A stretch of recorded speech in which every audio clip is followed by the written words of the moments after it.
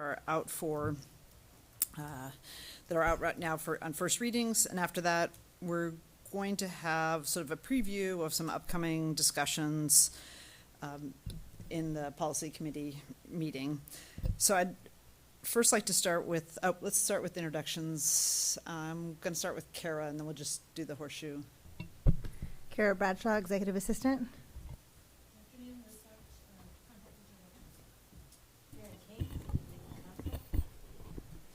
Eddie Wong, board member. Michelle DePass, board member. Julia Brum-Edwards, board member and committee chair.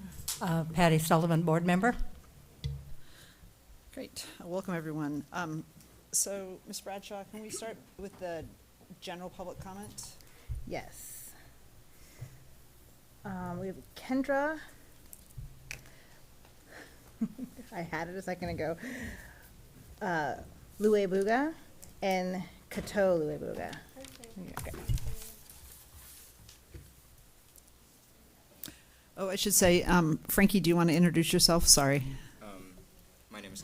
Oh, I'm sorry. I'm talking to, we have the student rep who serves on the committee. She looks like she's here, and I didn't notice that. Frankie, do you want to introduce yourself?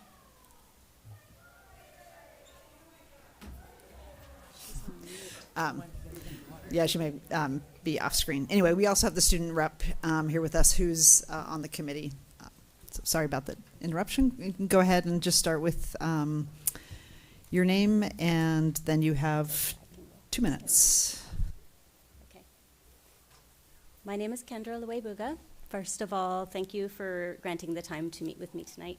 My topic is PPS Board Policy 6.10.110-P, High School Credit Earned Prior to 9th Grade. My twin sons plan to enter Grant High School as 9th graders in the fall and are bringing with them high school credits from another publicly funded Oregon school. We expected that our sons' transcripts would automatically transfer over to Grant High School. To our surprise, we've been told by both Principal McGee and Dr. Hristic that not all of the credits will be honored. They have both said that this is because of a PPS policy. I was curious about this policy, so I looked online and found the PPS board policy on high school credit earned prior to 9th grade. It starts with, the purpose of this policy is to give equal credit for equal performance based on the level and quality of academic achievement rather than the status of the student. Neither the policy nor the administrative directive includes or excludes any subjects. Neither document explicitly addresses what to do with credits earned by incoming 9th graders from other publicly funded Oregon schools. So tonight, I request the board to review the PPS policy on high school credit earned prior to 9th grade. If certain credits cannot be honored, I'm curious to understand why not. As a mother, of course, I don't see the benefit in my boys repeating any classes that they've already passed. And as a taxpayer, I don't see the benefit in paying twice for any class in which a student has already demonstrated proficiency. Thank you for listening to me tonight. I appreciate your service to our schools. Hello, my name is Kato Lebuga. I'm currently in 8th grade, and I'm taking 9th grade honors algebra and language arts. I go to an online charter school called Sylvie's River. I'm currently at Sylvie's because I have a severe bone disease. Because of this disease, I need to have operations. The one that I had this year resulted in 3 nights spent at the hospital and 6 months where I needed a wheelchair or walker to move around. When I was attending Saban Elementary School, I had the same operation twice, and I attended school those years as much as I could. However, due to the stress of the recoveries and mayhem in the classroom, my learning was severely stunted. By the time I entered 5th grade, I was struggling with basic division. When the pandemic started, my mom quit her job and signed my brother and I up for a virtual charter school. Since elementary school, my learning has been greatly improved, and I have A's in all of my classes. I devote myself to my learning. The A's that I have earned this year in language arts and algebra were very difficult to get while I was experiencing pain from my recovery. I worked hard thinking that my work at Sylvie's would count for something, and it deeply discourages me and shakes my faith in a system that says the work I've done doesn't matter. Have any of you ever worked hard toward a goal and when you finished, somebody told you that it didn't count? It feels so disappointing, and for the sake of all PPS students and their effort, I hope you can rethink this policy. Thank you for your time.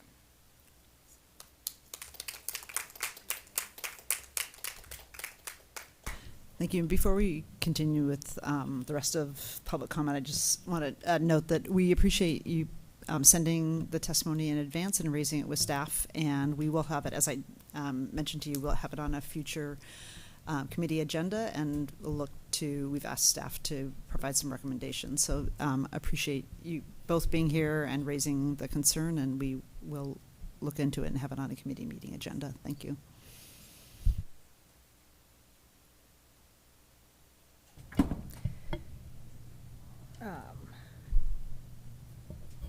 Do you want to go by policy, or? That is all that for general public comment, yes. Okay. Maybe I just preface it with, so at the last meeting, we had an expanded public comment for the two topics that we had many people wanting to speak to, and given that in our board meetings, we have a limited number of slots, once again, this meeting, we're opening up additional slots so people have an opportunity to provide public comment at the meeting. And in addition, we also have received, I know in our packets, all the written public comment that's been submitted officially through the public comment portal, and then in addition, the just emails we're receiving. So this is just another opportunity for public comment on the two policies that we've had a fair amount of interest in commenting on.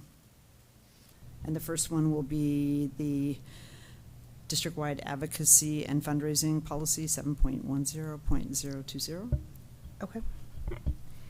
Magali Rabasa.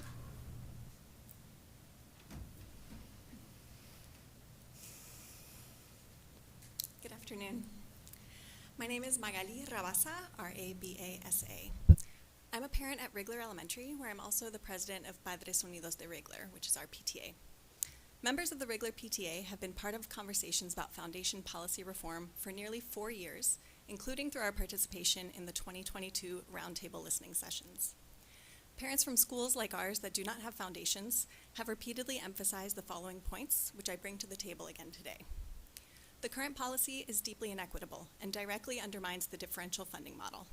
The 30% contribution is itself evidence of the inequity that is baked into the current policy. As we've seen at Rigler, the parent fund grants do not mitigate this inequity, since they are never enough to fund FTE, are unreliable, and cultivate a dynamic of charity, not solidarity. The current policy divides school communities across the district by promoting a culture of individually minded rather than collectively minded investment in public education.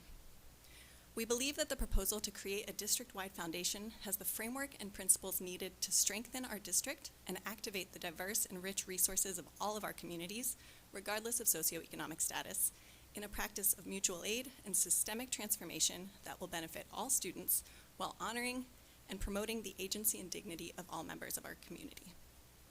The proposed policy for a district-wide foundation that includes state-level advocacy is ready to be passed now. There's a plan and structure in place, and we are grateful to Director Hollins for his work in advancing that. Many, many parents and community members already support this, and when united around a clear district-wide fundraising model, will be motivated to participate more robustly. There are precedents that show that there is capacity, interest, and commitment to working across school communities, and we have seen this firsthand at Rigler Elementary. We regularly work closely with several other schools, supporting each other socially and materially through multi-directional skill sharing and resource sharing. We know others are doing the same elsewhere in the district. Imagine the potential for this kind of work to be expanded across all of PPS with a structure and framework to support it. As we say at Rigler, juntos podemos. Thank you.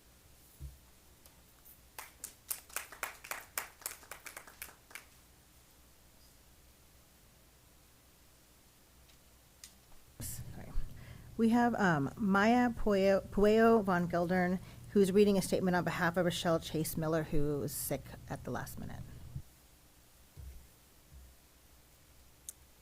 We're not spelling names. Okay, okay. Okay. So this is on behalf of Rochelle, who can't be here, she's sick. This is our district's mission statement. We provide rigorous, high-quality academic learning experiences that are inclusive and joyful. We disrupt racial inequities to create vibrant environments for every student to demonstrate excellence. When I read it, I have questions. I wonder, how is it that our district can state that we disrupt racial inequities when we continue to support fundraising practices that disadvantage Black and brown children, further racial disparities, and concentrate extra resources in predominantly white communities? I wonder about the systemic differences in our district that mean children at some schools are experiencing joy, rigor, and inclusion while kids at other schools are not. I wonder about the possibilities that could exist if every school in our district was appropriately and equitably resourced.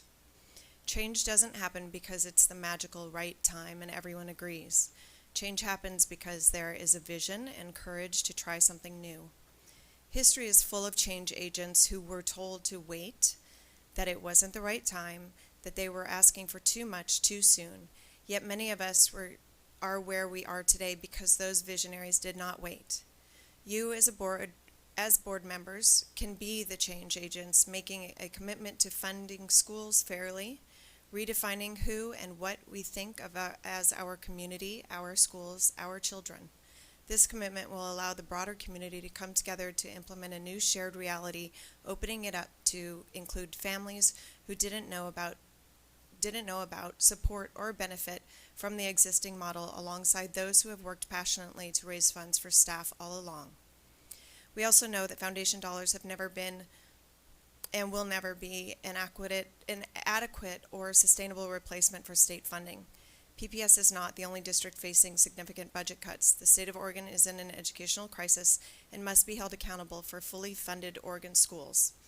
PPS can do its part to fund education equitably now, transitioning to a district-wide foundation model that recognizes that we are really in this together. Passing this resolution is the first step in a process that holds space for the diverse voices and needs in our district and creates the much-needed path for aligned advocacy. Thank you. Thank you. Megan Murmis.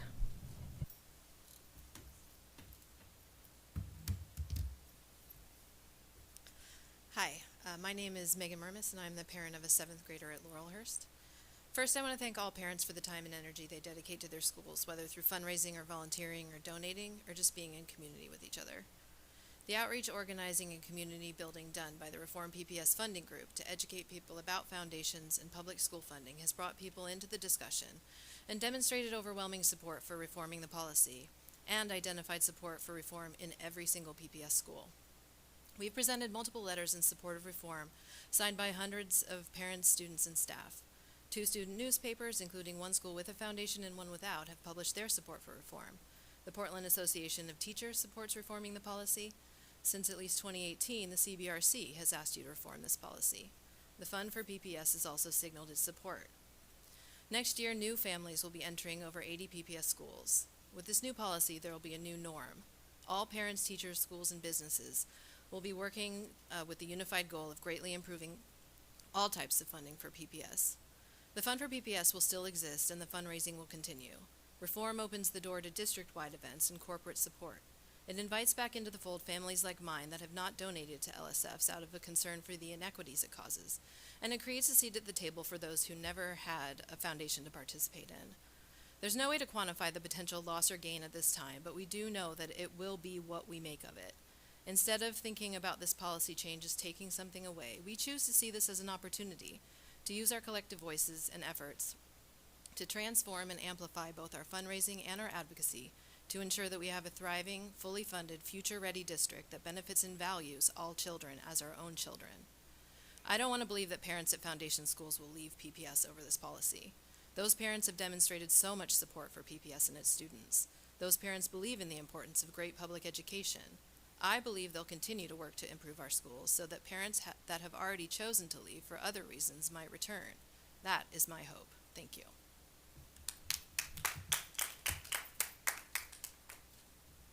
That concludes comment for the district-wide advocacy and fundraising policy.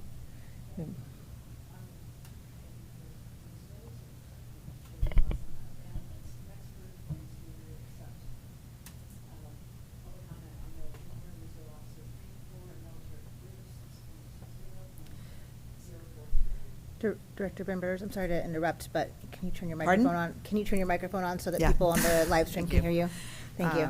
Okay, thank you. Next, we're going to hear testimony and public comment on the Junior Reserve Officer Training Corps and Military Careers 6.20.043.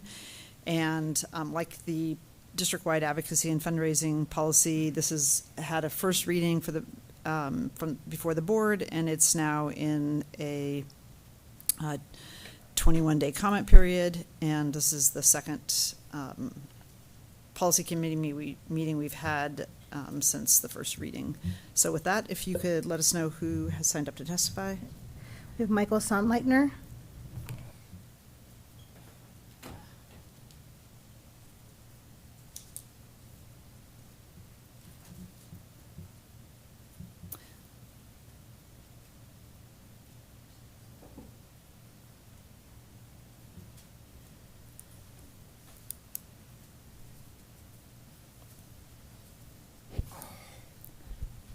Thank you for being here. You've got 2 minutes. If you could start with your name.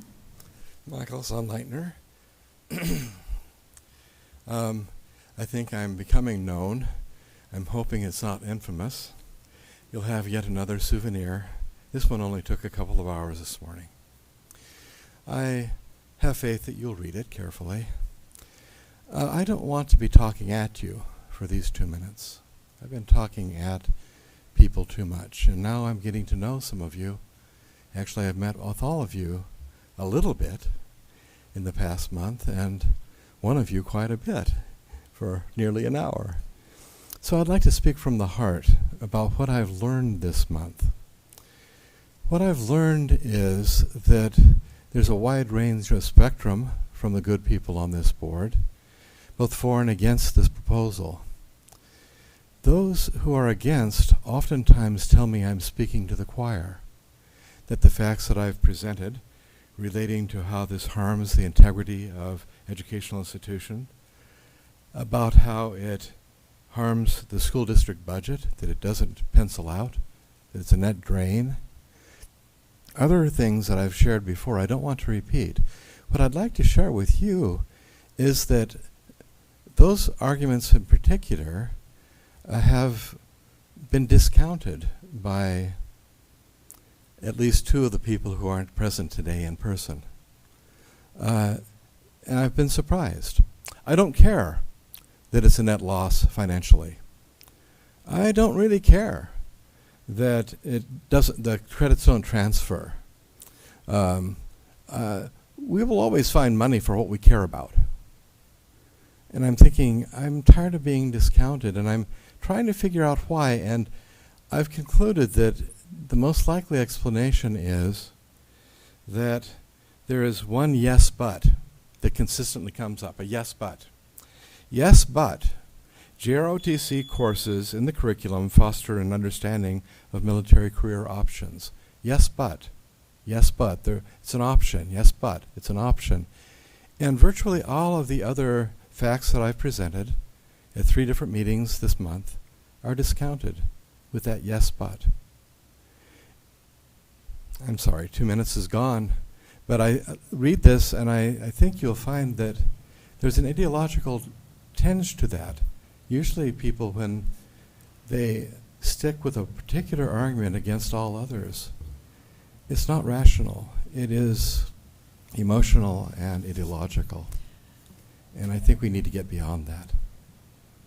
Thank you. And if you gave the testimony, we'll get it distributed to the committee members.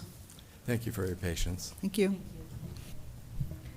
We have Senator Lou Frederick. Oh, Frankie, do you have your hand up? No, it's the cursor. It's the cursor. Oh, okay.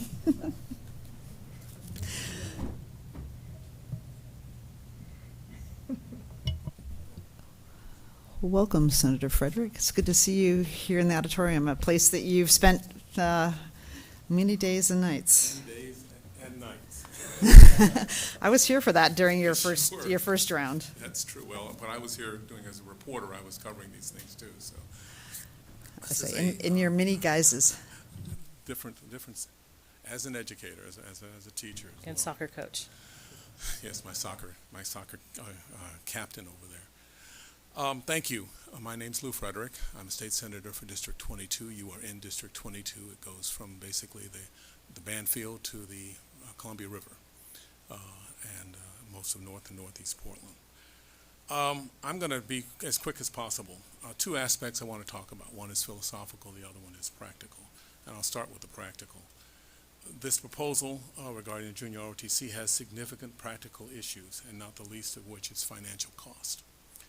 As you contemplate cutting teachers, needed adults, programs and classes, and a system that continues to try to rebuild from the huge devastating cuts in the arts and science and CTE of the 1990s and 2000s, you now want to institute an additional program in a field that few are clamoring for at this particular point, as far as I can tell, unless you have prescient knowledge of an upcoming military needs, and something no one has told me about, at least at this particular point. In addition, it's also difficult to convince many in the legislature that this is a compelling new addition to the PPS curriculum, while saying at the same time that cuts are now needed as well.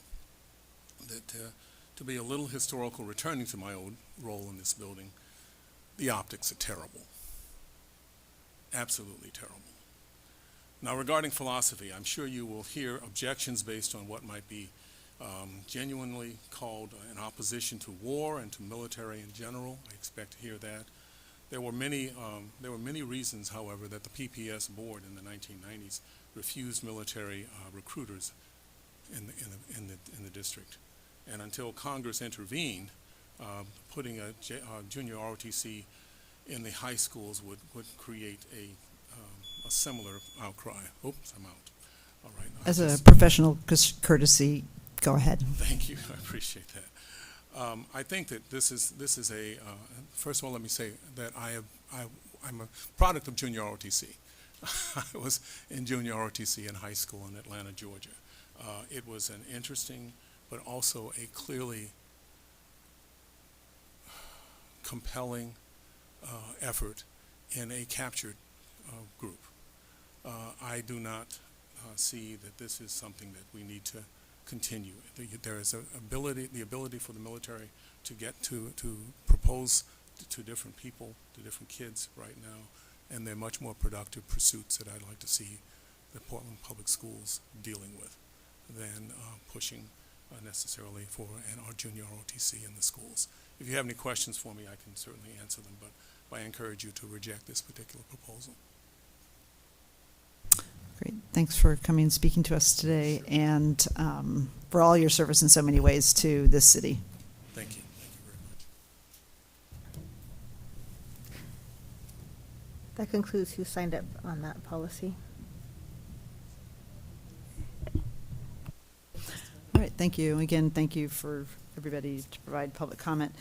And just to share, as I anticipate both of the policies will be on the May 7th board agenda, and we'll make sure, I know already that the written public comment has been shared.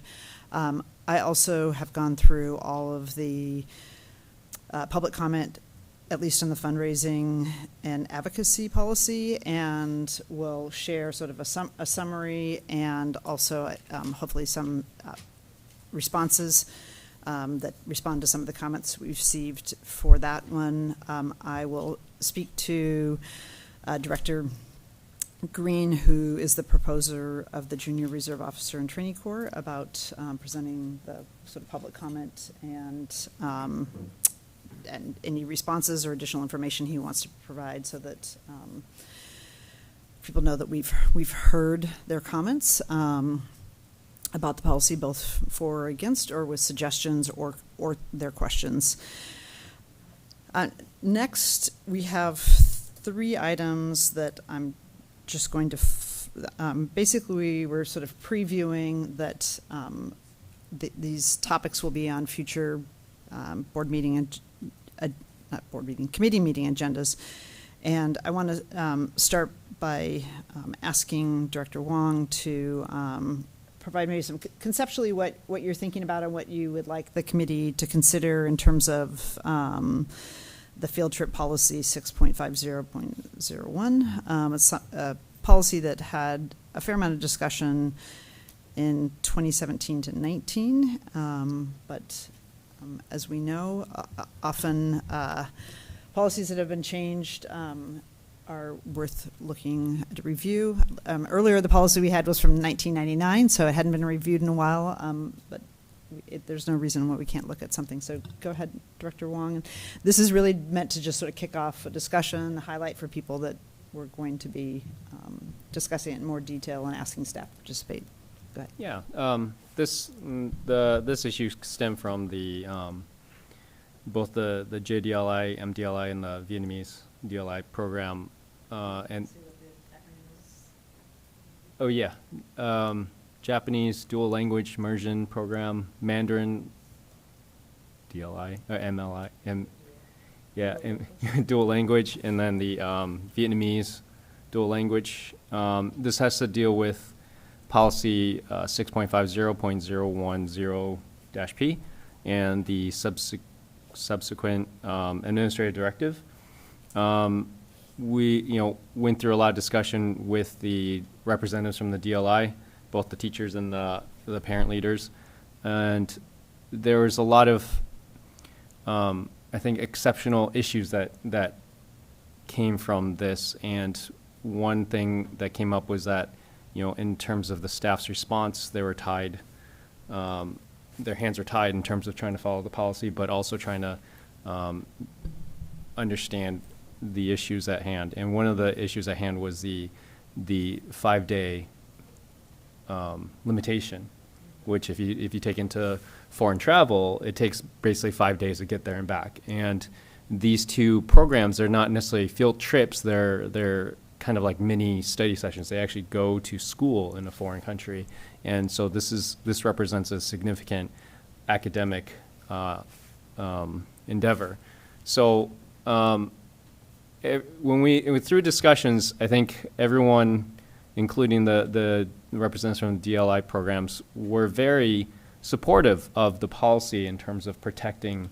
The reason the policy came about was to protect not the students that are going, I mean, obviously they're important too, but the students who are remaining at school, and making sure that there's no disruptions in their academic learning and curriculum that can arise when people abuse too lenient field trip rules. So the issue here is how to create a maybe exception or understanding that how am I supposed to say this? For when we have an exceptional case, for example, like a mini study abroad program, as well as something that requires extended travel, especially when it's going to a foreign overseas country and going to school in a foreign country. There are issues that happen because, like, for example, Japan doesn't have school. School's out during spring break, so going over spring break was not an issue. Not only that, but it's also unfair to ask teachers to continually miss out on their own spring break, and the families that are involved in this program year after year after year. It's just, it wasn't sustainable. So at the same time, we also want to center the students who are not going on the trip to make sure that their learning is not disrupted. That is probably the foremost important thing about trying to change this policy. So one of the ideas I had for, and again, this is open for discussion and refinement and blah, blah, and it probably will end up looking nothing like this. But for the policy is actually under number 2.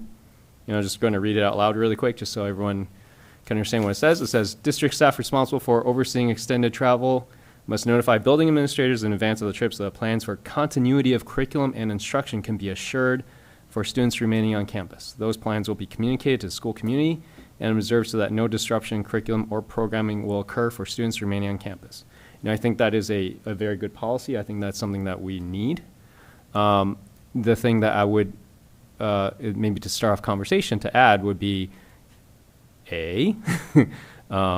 number A, which maybe something to the lines of something like, exceptions could be made or should be made for trips that require significant travel time and that represent a significant academic experience, such as attending school in a foreign country, as long as the following are met. And this is key here because I think by adding a caveat that they need to meet these requirements, it actually makes the policy stronger by protecting not just, these groups that we're talking about here, but all the groups in the future, right? And one of the protections is, as long as the following are met, one, something like reasonable accommodations have been made and real effort done to minimize the impact of students who are not traveling as determined by the principal or impacted educators. I think that's all I have right now. Maybe something like two, like this actually represents a significant academic culmination of work, something so that it's not just for going on a field trip to visit museums and stuff. It actually is something that requires, for example, in these programs we're talking about, they use this as a capstone project, something that is the kind of culminating effort of their 8 years in the DLI program, becoming proficient in a foreign language, and now they have to be proficient in navigating a foreign land in the foreign language in a foreign school, and they come back and they share their experiences. So another, I don't even know how to incorporate this in any policy, or even if it should be, but one of the things that they talk about is also just that two things. One, having this shared with their community when they come back could be seen as a positive for the school. So even though there were some, maybe a little bit of minimizing, even though there's no way you can make impact zero, right? But at least minimize, at least be a positive. But the other thing is also, it also, there was discussion about creating capstones for like all 8th graders and what a wonderful opportunity that is. So if we can use this somehow to strengthen our academic programs, that would be a win-win.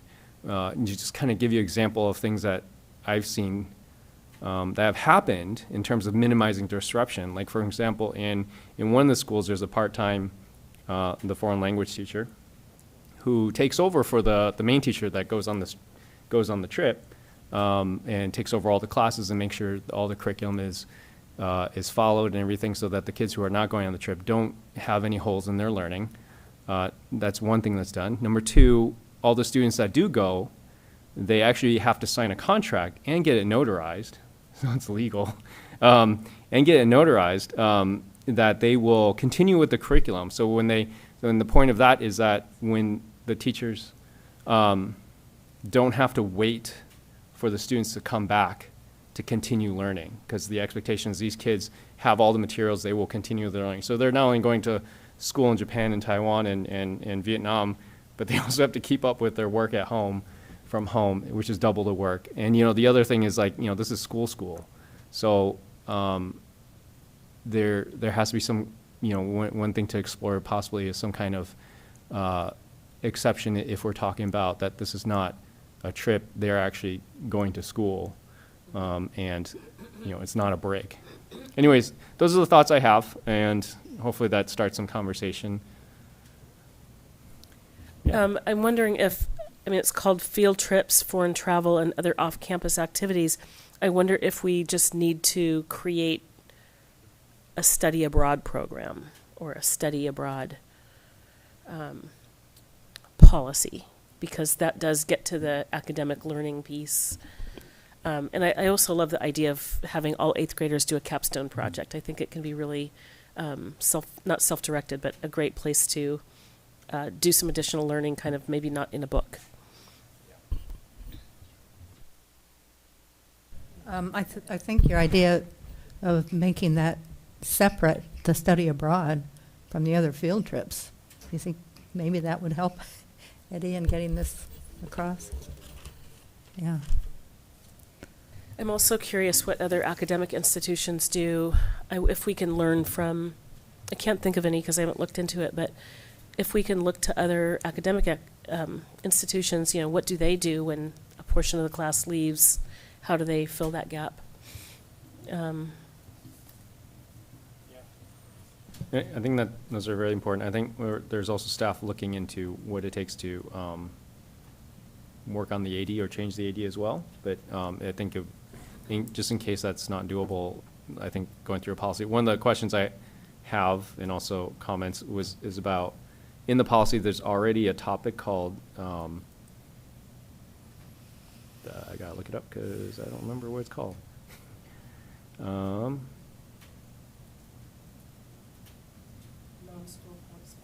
I think it's called like travel study programs.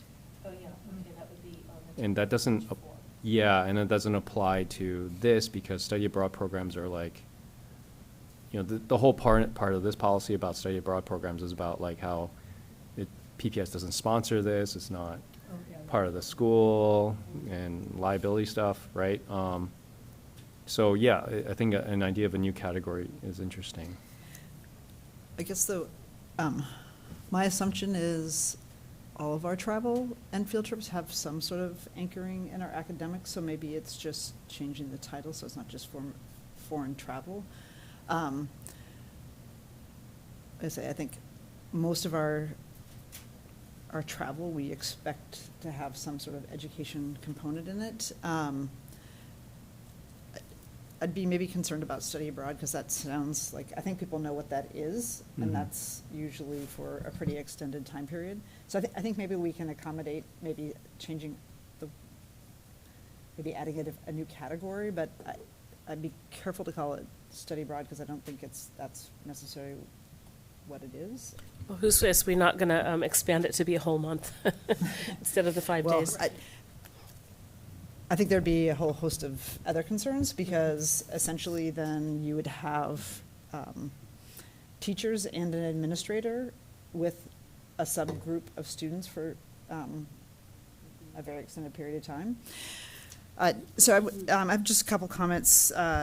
Director Wong, I'd love if you could, maybe if you have a red line draft that you could send so we could circulate it and we can get something posted as just a draft to get going, and that way also if other people want to come comment on it or submit comments.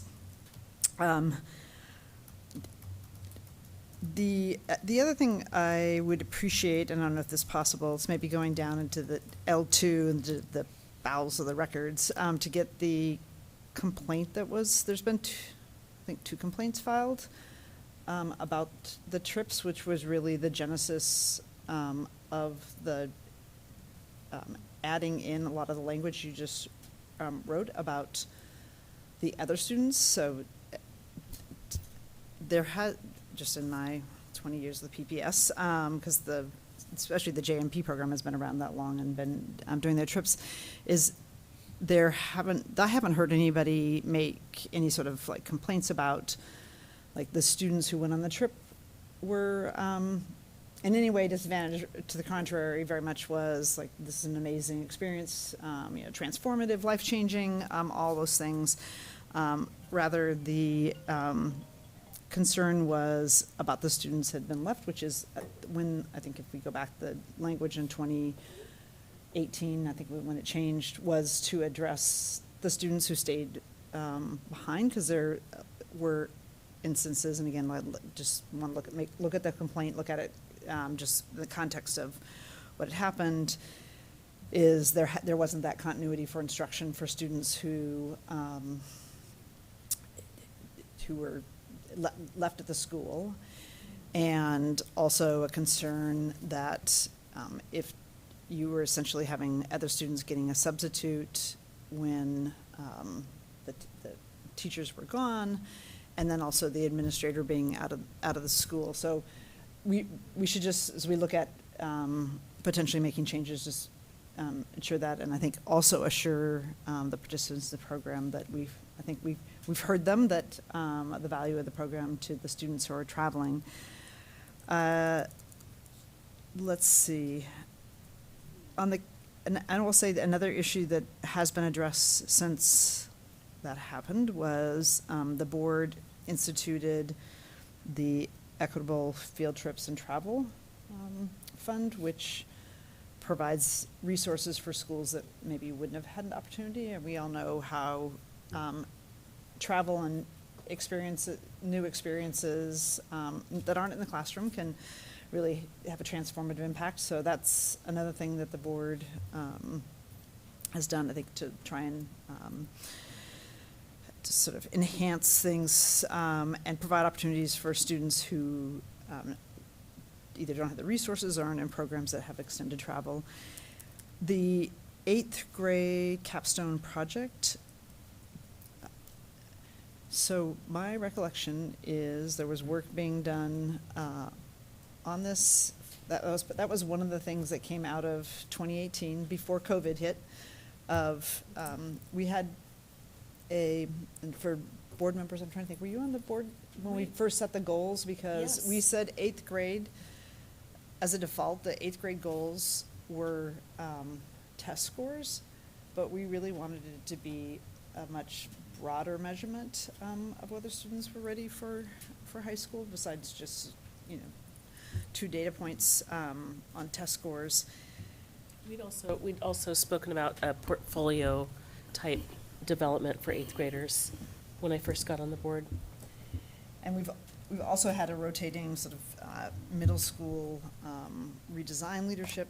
So I would sort of love to get an update on sort of where we are. And it's fine for the answer to be nothing's happened since 2018, or here's where we are. But that would be another piece, because again, I think it's less about the students who are going on the trip, but more about how do we make sure to create an environment for the students who are still left at school, that it's not diminished or delayed or anything like that, or that they, and that we also are thinking about how do we provide other opportunities for students who aren't participants in those programs. Yeah, thank you. That's exactly what you're doing, right? Yeah, I That's think exactly that was what we're also talking the also the will of the people from the JDLI and MDLI program is also to center the students who are not going, to make sure that their learning is not impacted negatively. And I think, yeah, there was a very common interest in making sure that their voices are protected, or sorry, their voices, the students that are not going, and their education is protected. Great. Anything else? I would ask, so we'll probably have this for like another iteration of the discussion at the next meeting.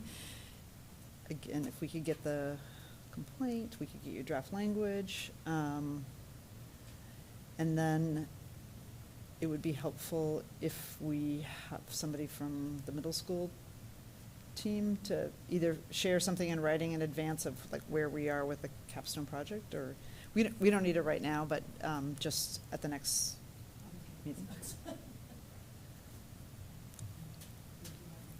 Okay. Are you looking at Margaret? I am. Okay. You got it. Okay, perfect. Great. It would just be good to get an update. Like I say, there's no wrong answer for where we are, but just to understand that, because I do think that all 8th graders are taking a trip now to Willamette Falls, I think at least that was the 2 years ago, as part of like the 8th grade, everybody having the experience. Yeah, and at Mount Tabor too, they also took a trip to Eastern Oregon. And they just got back, and they were talking about that at the student success meeting as something they're going to try to do on a regular basis. So the 8th graders who aren't in the JMP program? Or it Yeah, could have they- been all the 8th graders, Yeah, I the ones don't that, know. they went to But it- Pendleton. Yeah. Mhm. Yeah. I love the idea of, from my own high school experience, of we would just get on a bus and go someplace and count that as a learning opportunity. I love the idea of, I know there Those was. are the wild MLC days. We didn't call it Camp Run Amok for nothing. My network is called Camp Run Amok because that's what my mother called MLC.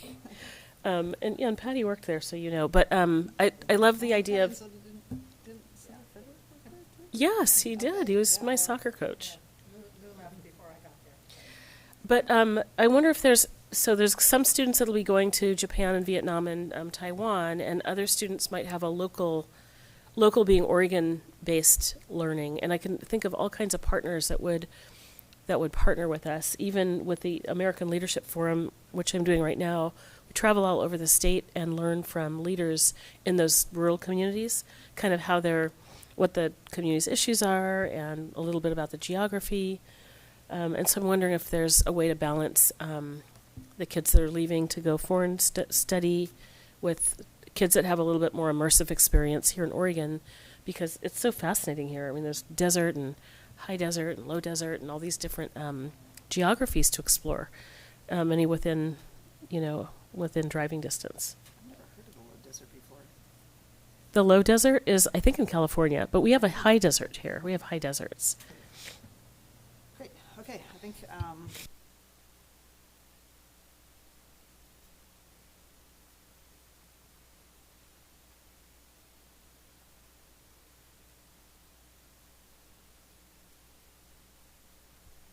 Whoops, sorry, I didn't have the mic on. The next topic is cell phone use in schools, and right now we don't have a policy per se. We have a device use, which is more around laptops and accessing the internet, but not really about phones. And it may be after discussion, we decide we leave it as it is. Right now, it's every school, every classroom somewhat makes their own decisions, and maybe that's how we decide to leave it. But I've heard it from enough parents now who have raised the question, both forward and against having some sort of limitations on cell phones. And I certainly know as a parent of 3 that most often they were used as often it was useful to connect with your kids if you're trying to find them, but on the other hand, often was a distraction from what was happening academically. And also there are some students who use their phones because they don't have a laptop. So there's a whole host of different ways in which students use phones. So I'm just curious, are there any particular areas that I thought maybe what between now and the next meeting, we could do a survey of just other policies, both here in Oregon or nationally, if there's some policies, just like model policies to look at, or whether Council of Great City Schools or NSBA has that, and look at those. And again, I don't view this as something that's going to happen anytime in the next couple of meetings, but more probably a longer conversation, because I know lots of people would be interested in it, but curious about any curiosities or information you're interested in? Yeah, I this is a good one to talk about. I think as a teacher of many years in the cell phone age, I think one of the biggest kind of stressors for a lot of teachers is the lack of consistency, most of all.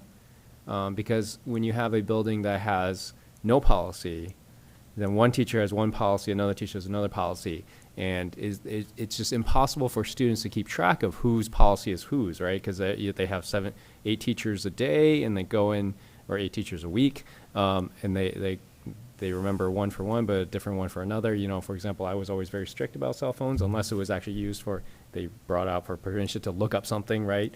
As reference, that was an academic use, but otherwise it's put away. But then, I had a lot of students that had someone who had much more lenient policies come into my classroom, and it was just a fight every day, right? And that is a big mental drain. So, on one extreme is just banning it, right?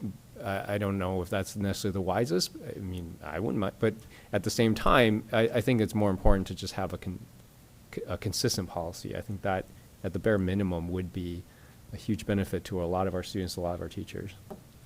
Yeah, I've read quite a few articles in education magazines that say when they got rid of cell phones, the teachers found out the students were really paying attention and their days went by so much better. And another thing that I hadn't thought about, that their social skills improved because they don't have to go hide behind their cell phone. They can actually talk to somebody. Plus, of course, you don't get all the rumors spreading like mad. Well, they probably still would. They'd read them when they got home. But anyway, everything I've read about it says it's amazing, and I know a lot of teachers do it. I had a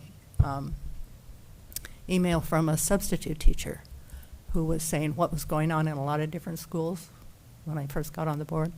And one thing she said that had really worked was, I think at Grant, everybody, at least the one teacher place where she was subbing, they just had a pocket, and the kids went in, put it in the pocket. That was it. That's what you did when you first came in. And there was no question, and they were gone, and you didn't have to think, did they really put their cell phone away? Or are they looking at it under their desk, or do they have, or whatever. So anyway, there's ways, and I retired before there were cell phones, so I didn't have to deal with it. But I can imagine it must be hard, really hard. It's a virtual passing of notes. Yeah, I'd love to learn. Notes are fine. Yeah. They're quieter. Paper notes. So I have a I'm feeling nostalgic for paper notes. I'd love to hear more. I'd love to learn more because I hear from parents too on both sides.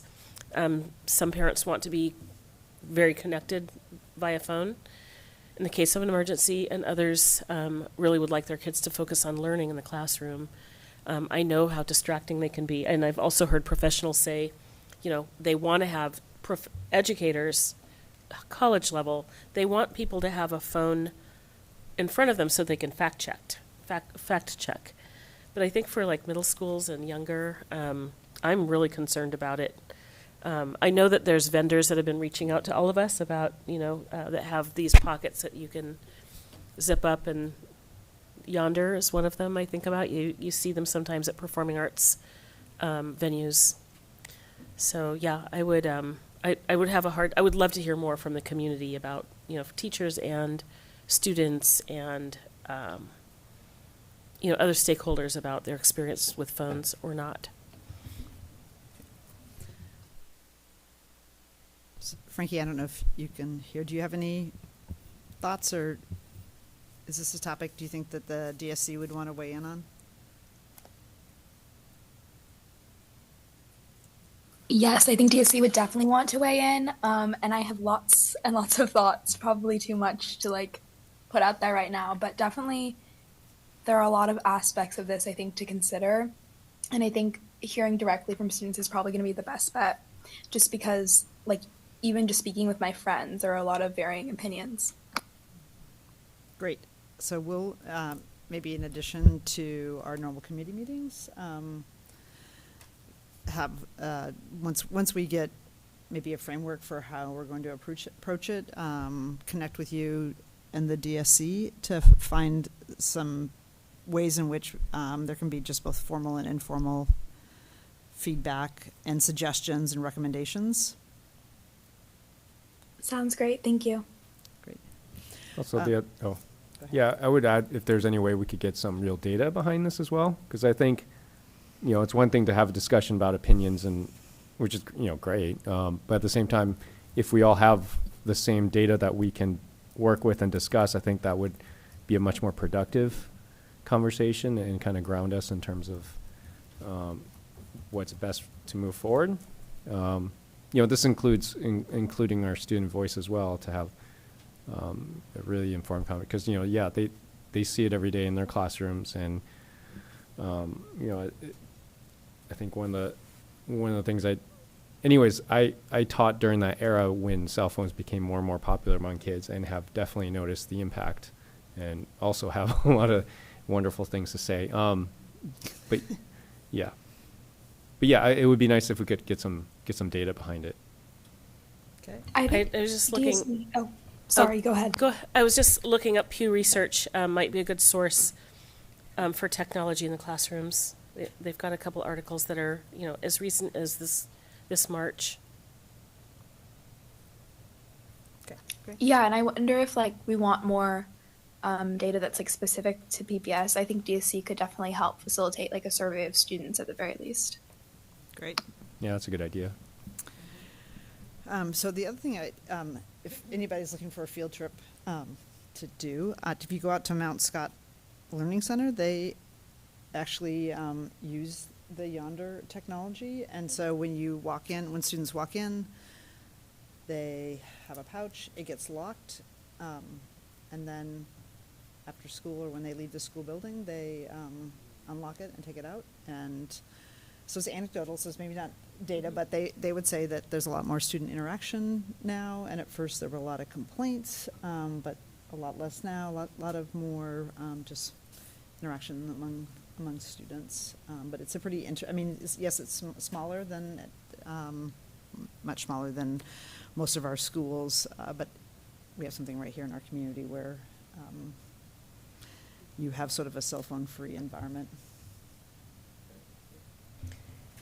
Yeah, If there is a survey, I would love to edit it or provide some insight. Yeah, I had I was at Kellogg Middle School the other day, and they gave me their newspaper that some 8th graders had put out. And one of the articles was about, please give us our cell phones back for lunch so we can relax. So somehow, relaxation, now that doesn't relax me, I just get, but for them, somehow that was a way to relax. And I thought, wow. I mean, so it's, They must not be on Facebook. I guess not, I don't know, they wanted to talk about getting them for lunch, so. Yeah, it would be also be good to understand kind of what the current Yeah. practice is. Because I'm sure they're different all over, sure, depending on the teacher. Sorry about that. Great. Well, good kickoff. And so, as I say, this is not going to be we're going to introduce a policy and then move something quickly through. I think this will be one which there is a lot of different viewpoints that we'll want to better understand. And then today, the last item on our agenda is the future AI policy discussion. This, again, falls in the category just giving everybody a preview of what's to come, and I'm going to turn it over to Liz Large. Thanks, Julia. Director Brim-Edwards. We've had a lot of discussions internally at the staff level in various parts of the district. I think we are looking forward to bringing some discussion starters to the committee to think about the constructive and creative ways AI is used by students and educators, and there's some really compelling stories, and also how to protect student privacy. And we think about both kind of offense and defense in the AI arena. It has a ton of complexities and applications and is a moving target, but we think it's worthy of the policy committee's attention and discussion, and so we're going to bring some preliminary materials to start that. Thank you. And my sense in this area, we would want to stay pretty high level because it's going to be continuously evolving. So we don't want to be changing the policy every year, but maybe some like principles, and you have more specifics in the AD so that can evolve so the technology evolves and you understand how it's being used for good and bad. Mm-hmm. Staff agrees very much with you on that statement because it is You don't want to be doing the AI policy every year. I mean, I know we've talked about revisiting them every so often, but that could get a little excessive in the way this technology is evolving. I think we're going to come with some more specific recommendations about the student privacy issue and making sure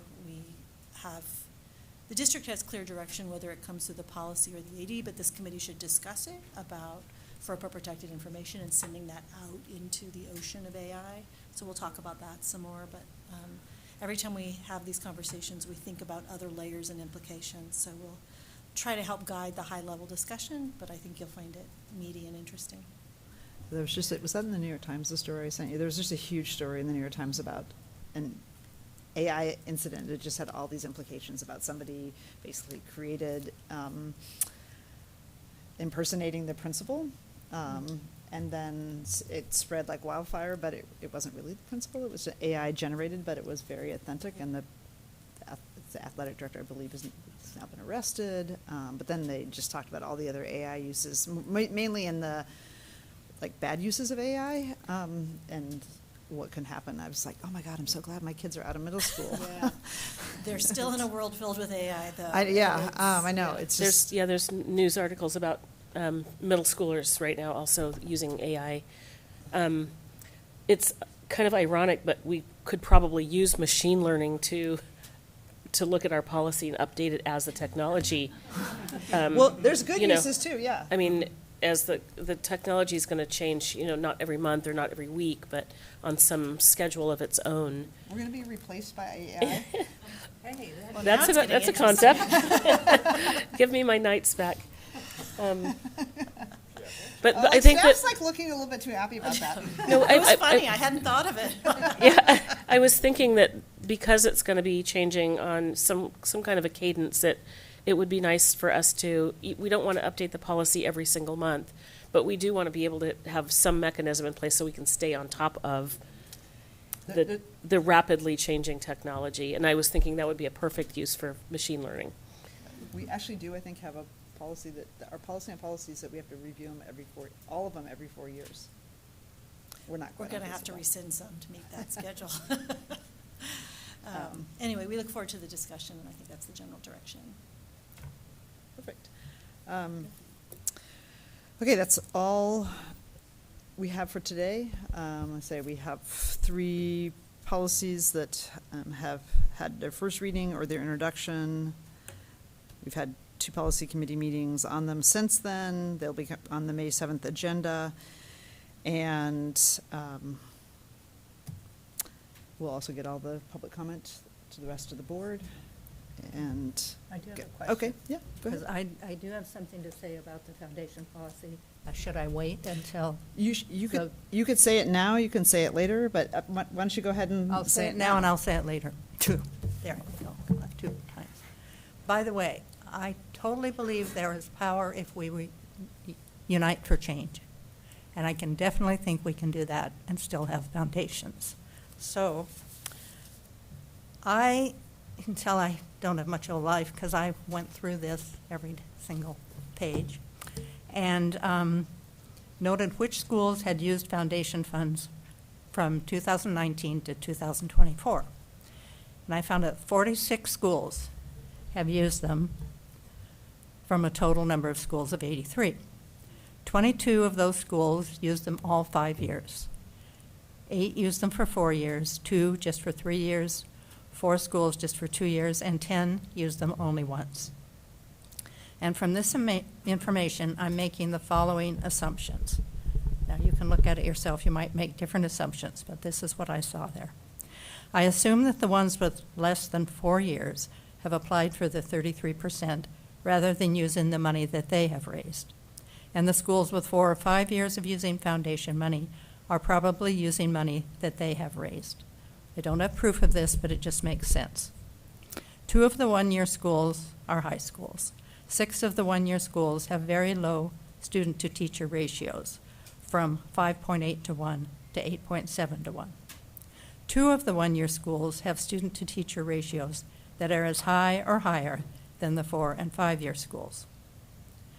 The 4 and 5-year schools, again, the ones that I'm assuming have foundations, have student-to-teacher ratios ranging from 7.2 to 1 to 15.8 to 1.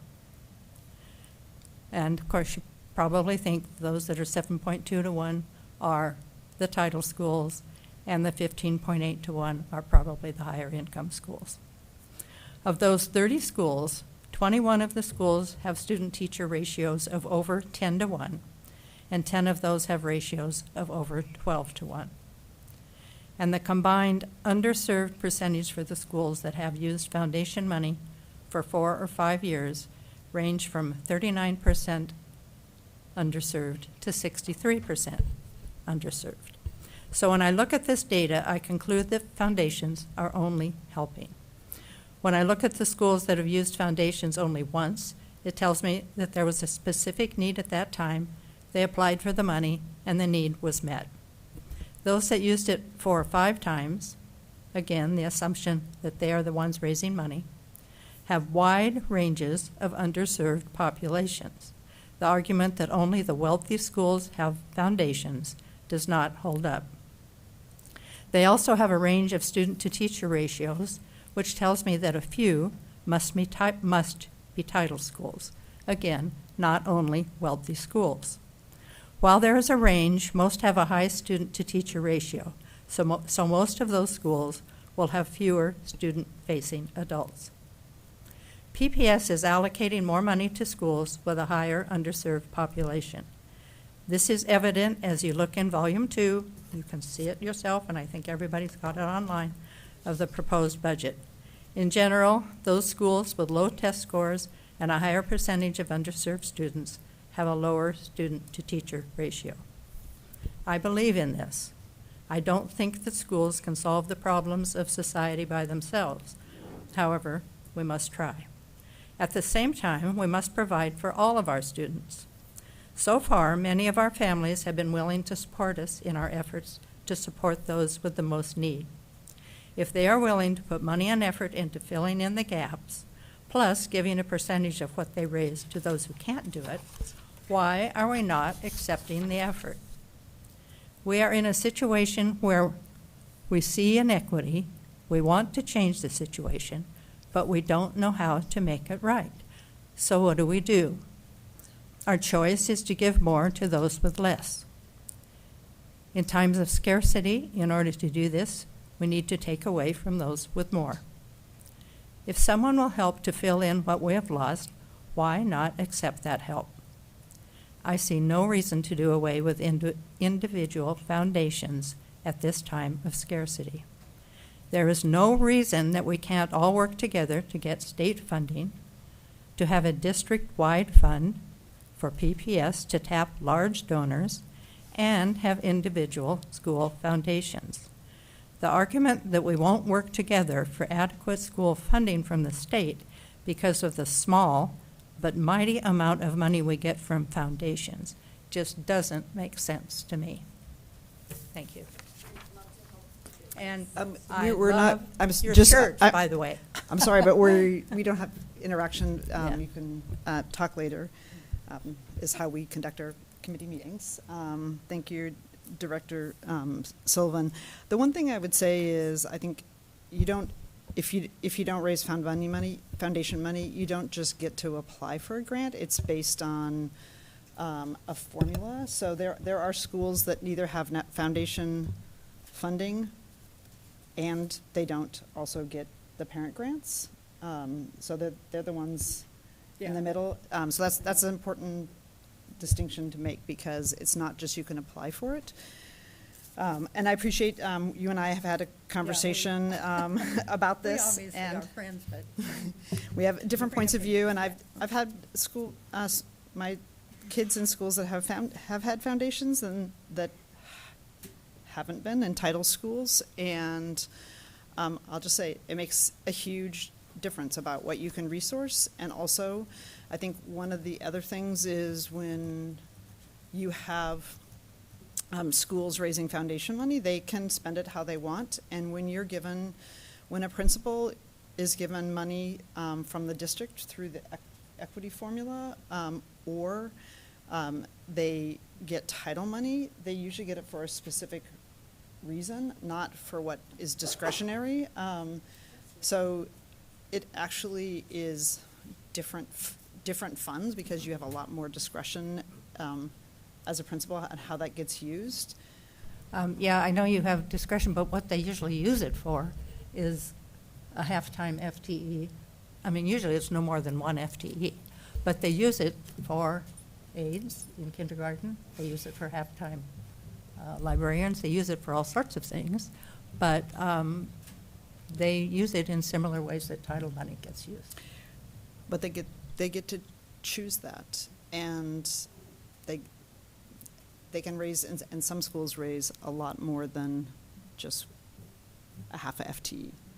Because like a half a EA is $20,000, and a school that's raising almost $300,000 is getting a lot more than a half an EA. Yeah, well, you can definitely see what it was spent for. It's right here.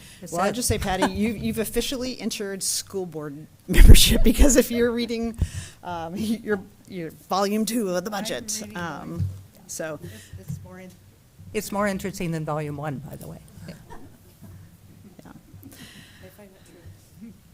So thanks for sharing your perspective, and I know we all have, come about it from different ways and different experiences. I appreciate you sharing your perspective.